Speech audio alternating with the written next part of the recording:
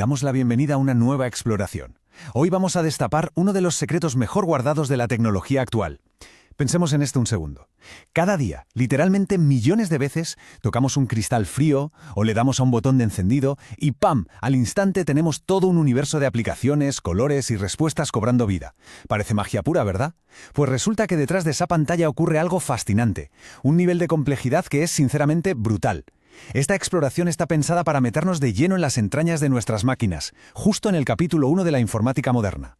Vamos a entender qué es exactamente lo que le da vida a la tecnología que usamos sin pensar. Al terminar os aseguro que vais a ver vuestros dispositivos con otros ojos. Entonces, ¿qué pasa de verdad cuando se enciende la pantalla? Esa acción tan de andar por casa, tan cotidiana, contrasta de una forma salvaje con lo que ocurre dentro. Justo en el momento en que entra la energía, se desata el caos absoluto. Hablamos de señales eléctricas disparándose, millones, miles de millones de transistores trabajando a la vez.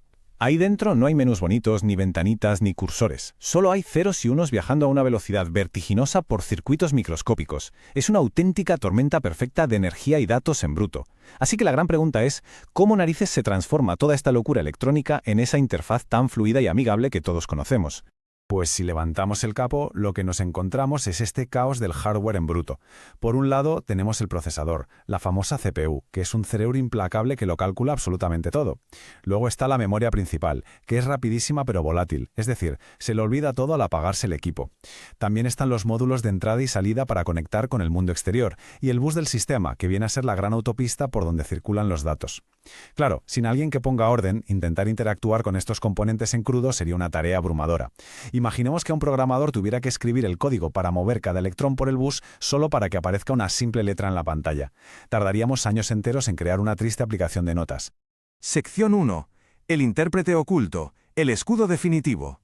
Para hacer frente a esa tormenta de hardware puro, necesitamos a alguien que ponga orden. Y ahí es donde hace su entrada triunfal nuestro protagonista, el sistema operativo. Es sin duda la pieza de software más vital que se ha creado jamás, y sin él, nuestras pantallas serían un bloque negro o escupirían secuencias de luces incomprensibles. Ojo, es un programa, sí, pero no uno cualquiera. Es el programa maestro que controla cómo se ejecutan todas las demás aplicaciones. Actúa como el intermediario imprescindible entre lo que nosotros queremos hacer y la extrema complejidad del hardware. Es como un director de orquesta que no solo lee la partitura, sino que afina los instrumentos, calma a los músicos y se asegura de que el público solo escuche una sinfonía impecable, sin enterarse nunca del sudor y el estrés que hay entre bambalinas. Sección 2. 3 objetivos fundamentales. ¿Qué hace a un buen sistema operativo? Para que este director de orquesta no colapse bajo presión y haga un trabajo brillante, tiene que hacer malabares con 3 pilares. El primero es la comodidad. Tiene que esconder toda esa fealdad técnica del hardware y hacer que el ordenador sea muy intuitivo. El segundo es la eficiencia. Debe gestionar recursos como la memoria o el procesador sin desperdiciar ni un solo milisegundo de tiempo ni un byte de espacio. Y el tercero es la capacidad de evolución. Necesita poder actualizarse para soportar nuevos componentes o parchear fallos de seguridad sin que todo el servicio se paralice. Y claro, aquí hay truco, porque a menudo la comodidad choca con la eficiencia. Darle al usuario animaciones súper fluidas consume muchísimos recursos, pero un sistema operativo de primera logra encontrar ese equilibrio maestro. Sección 3. Las capas del sistema. Anatomía de una máquina. Si diseccionamos nuestros dispositivos de arriba a abajo, vemos una jerarquía clarísima. En lo más alto estamos nosotros, el usuario final interactuando tan tranquilos con los programas de aplicación. Justo debajo están los programadores, que usan herramientas y utilidades del sistema. Y ahí en medio, haciendo de barrera protectora e impenetrable entre todo ese software y el hardware crudo que está en el fondo, tenemos al sistema operativo. Básicamente es la máscara del equipo. Asume toda la responsabilidad técnica, todo el trabajo sucio, para que los que estamos arriba no tengamos que preocuparnos jamás de cómo gira un disco físico o de qué transistor de memoria está libre en ese momento. Sección 4. El gestor de recursos, el maestro de la memoria y los procesadores. Pero cuidado, que el sistema operativo no es solo un muro pasivo o un simple escudo, es algo vivo y dinámico. Pensemos en cómo solemos controlar las cosas. Por ejemplo, un termostato de pared que controla la calefacción.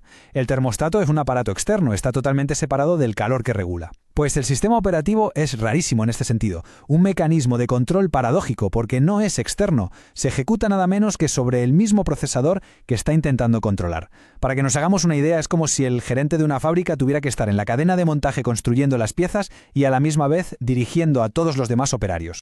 Y esto nos lleva a un detalle que te vuela la cabeza. Para permitir que otros programas hagan cosas útiles como abrir un documento o cargar una página web, el sistema operativo tiene que pausarse a sí mismo. Literalmente cede el control del procesador para que se realice ese trabajo y confía ciegamente en que el hardware le devolverá el mando un rato después a través de una interrupción. Conseguir mantener esa ilusión de simplicidad requiere un nivel de coordinación rítmica que roza lo poético. Sección 5. La evolución continua. De las tarjetas perforadas a la multitarea. Por supuesto, toda esta virguería tecnológica no apareció de la noche a la mañana. Si viajamos a finales de los años 40 y principios de los 50, existía algo llamado procesamiento en serie. Y las cosas claras, no había sistema operativo. Cero, nada de nada. Los programadores tenían que reservar tiempo en la máquina, meterse en una habitación llena de luces parpadeantes e interactuar directamente con el hardware, conectando cables, usando paneles e interruptores físicos. Si enchufabas mal un solo cable, tu programa entero se iba al garete. Imaginaos tener que hacer eso hoy en día solo para mandar un mensaje de texto.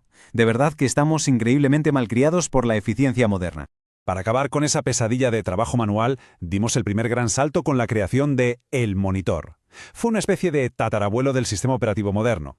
Era un pequeño fragmento de software que se quedaba siempre en la memoria, y su única misión era leer los trabajos de los usuarios desde tarjetas perforadas o cintas magnéticas y ejecutarlos uno detrás de otro de manera totalmente automática, agrupándolos en lotes. Eliminó para siempre esa necesidad enloquecedora de que los humanos cargaran los trabajos a mano uno por uno. Fue un alivio tremendo. Pero claro, los fabricantes aprendieron una dura lección casi de inmediato. Dejar el software suelto sin reglas estrictas en el hardware era una receta para el desastre total. Un programa de usuario que estuviera mal escrito podía sobreescribir accidentalmente al propio monitor y bloquear toda la máquina. Así que no quedó más remedio que inventar defensas físicas. Nació la protección de memoria para poder aislar programas, se crearon los temporizadores para que nadie monopolizara todo el procesador y algo vital, las instrucciones privilegiadas que operan en lo que llamamos modo kernel. De repente, las acciones más críticas y peligrosas solo las podía ejecutar el sistema operativo. Se cortaron los accidentes fatales de raíz. Y esto ilustra de manera brillante la siguiente revolución: el salto en la eficiencia. Antes, con la uniprogramación, el procesador iba rapidísimo, pero leer datos desde un disco era muy lento. El resultado: el cerebro de la máquina pasaba la mayor parte del tiempo sin hacer nada, esperando datos. Era un desperdicio criminal. Pero luego llegó el milagro de la multiprogramación. El sistema operativo aprendió a hacer malabares. Si un programa tenía que esperar para leer algo, el sistema cambiaba rapidísimamente a otro programa distinto, manteniendo al procesador ocupado en todo momento. La eficiencia del sistema se multiplicó de forma exponencial. El ritmo de toda esta innovación es simplemente asombroso. Pasamos de interactuar con cables y luces a finales de los 40 a los sistemas por lotes en los 50. En los 60 ya teníamos esta multitarea súper eficiente que no desperdiciaba tiempo. Y fíjate, en los 70 irrumpieron los sistemas interactivos de tiempo compartido. Ahí, un montón de usuarios podían escribir comandos en diferentes terminales a la vez y cada uno sentía que la máquina entera le pertenecía en exclusiva. En apenas 30 años, nuestro conductor invisible aprendió a dirigir una orquesta infinitamente compleja. Y todo este inmenso progreso culmina hoy en una cifra asombrosa: millones. Para mantener esa ilusión de simplicidad rotunda que vemos en nuestras pantallas, los sistemas operativos modernos, da igual si es Windows, Linux o el sistema de tu propio móvil, no están escritos en cientos de líneas de código, ni en miles. Se ejecutan gracias a millones, incluso decenas de millones de líneas de código fuente. Es una escala sencillamente monumental, que permanece trabajando en la sombra, oculta a plena vista. Esa magnitud da peso a esta brillante cita que resume a la perfección nuestro análisis de hoy. Los sistemas operativos se encuentran entre las piezas de software más complejas jamás desarrolladas. Y ojo, que no es una típica exageración académica, es un hecho fundamental. Son verdaderas catedrales de lógica y matemáticas, construidas capa sobre capa por miles de mentes brillantes a lo largo de décadas. Y todo ese inmenso esfuerzo existe para que nuestras interacciones digitales de cada día sean tan sencillas como respirar. Y con todo este alucinante viaje por las entrañas de nuestras máquinas, llegamos a una última reflexión. Mientras ves y escuchas esto, hay una sinfonía invisible de memoria, procesadores, modos kernel y millones de líneas de código ocurriendo ahora mismo, en perfecto silencio y a velocidades absurdas, solo para entregarte cada píxel y cada letra. Todo ese caos en bruto, domado como por arte de magia por el intérprete oculto. Así que la pregunta que nos queda en el aire